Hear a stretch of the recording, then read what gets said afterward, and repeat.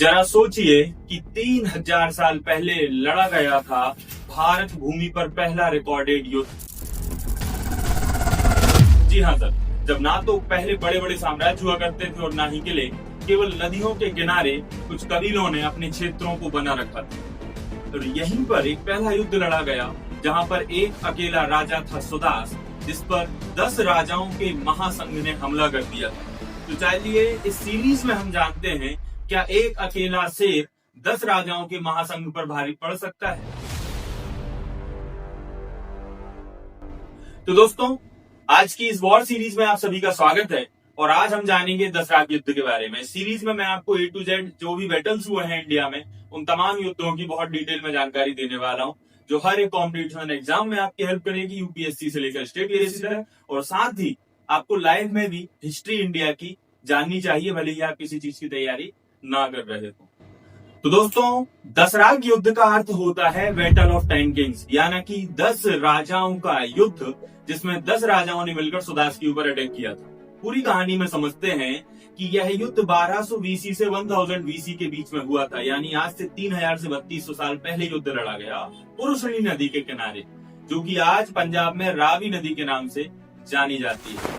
और इस युद्ध में एक तरफ जो महानायक थे उनका नाम था भरत कुल राजा सुदास, और दूसरी तरफ 10 अन्य छोटे छोटे राजा थे जिनका नाम था पुरु, यदु, तुर्बस, अनु, दुहय, भलानस, पाक्थ, शिव, बिसानिम और अलीम। दरअसल भरत कुल राजा सुदास ने अपने पुराने कुलगुरु विश्वामित्र को हटा दिया और वशिष्ठ को नया कुलगुरु अपॉइंट कर दिया। इसके पीछे की सबसे बड़ी वजह बताई जाती है कि वशिष्ठ जो है वो इंद्र को प्रमोट करते थे, राजा सुदास भी इंद्र की ही पूजा करना चाहते थे, लेकिन विश्वामित्र अन्य देवताओं को महत्व देते थे। और यज्ञ में प्रयुक्त होने वाली विधि को लेकर भी विश्वामित्र और सुदास में विवाद हो गया कि किस विधि से यज्ञ हो। वशिष्ठ के द्वारा सुझाई गई विधियां, पूजा पद्धतियों को लेकर सुदास ज्यादा कॉन्फिडेंस में था, इसलिए उसने विश्वामित्र को हटा दिया और सुदास ने वशिष्ठ को अपना कुलगुरु अपॉइंट कर दिया। और यह केवल शक्ति खोने का या पद खोने का भय नहीं था, विश्वामित्र ने इसे अपने अपमान के रूप में देखा और सुदास से बदला लेने का ठान लिया। यहाँ पर विश्वामित्र ने 10 अलग अलग राजाओं को इकट्ठा करके हमला कर दिया था सुदास के ऊपर। जी हाँ सर, अब यहाँ से कहानी में हम देखेंगे कि युद्ध भूमि में क्या होता है। 10 राजाओं ने महासंघ बनाकर जब सुदास के ऊपर युद्ध किया, इनकी संख्या राजा सुदास से बहुत बड़ी थी, राजा सुदास की सेना छोटी थी। लेकिन युद्ध मैदान चुना गया था पुरुषणी नदी का किनारा, जहां पहले से ही एक किनारे पर राजा सुदास अपनी छोटी लेकिन मजबूत और वेल स्ट्रक्चर्ड सेना को लेकर मौजूद थे, और दूसरी तरफ एक विशाल सेना को लेकर 10 राजाओं से नेतृत्व कर रहे थे। लेकिन उन्हें पुरुषणी नदी को यानी कि रावी नदी को पार करना था। जब वह नदी पार करने के लिए नदी में उतरते हैं तो अचानक बाढ़ आ जाती है।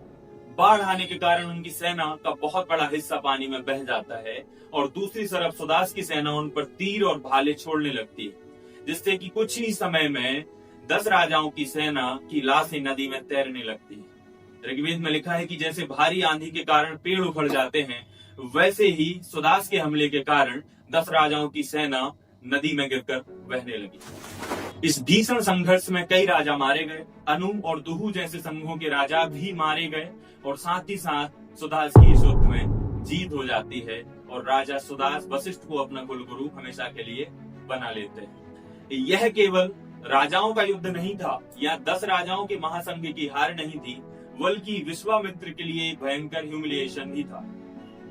10 राजाओं का जो महायुद्ध था वो विश्वामित्र की महत्वाकांक्षा से पैदा हुआ था, और उन्हीं के सामने ये सपना चकनाचूर हो जाता है। तो आइए कुछ समझते हैं इस युद्ध के क्या परिणाम हुए और इस युद्ध से हमें किस तरीके से प्रिपरेशन इसकी रखी। पहला पॉइंट तो ये कि इसमें केंद्रीकृत शक्ति यानी कि सुदास ने संघीय शक्ति यानी कि 10 राजाओं के संघ को मात दे दी थी। और दूसरा, यहाँ पर जो भरत कुल कबीला है वह पूरे कुरुक्षेत्र का, वह पूरे आर्यवंश का सबसे प्रमुख कबीला बन जाता है और उस पर अपना साम्राज्य स्थापित करता है। दूसरा देखेंगे इसका कल्चरल इम्पैक्ट यानी कि सांस्कृतिक प्रभाव क्या पड़ा। तो आपको समझना है कि यहीं से निकला है भरत कबीले से भरत नाम, और यह नाम इतना प्रभावित हुआ, इतना प्रभावशाली हुआ कि इस देश को भारत भूमि के नाम से जाना गया।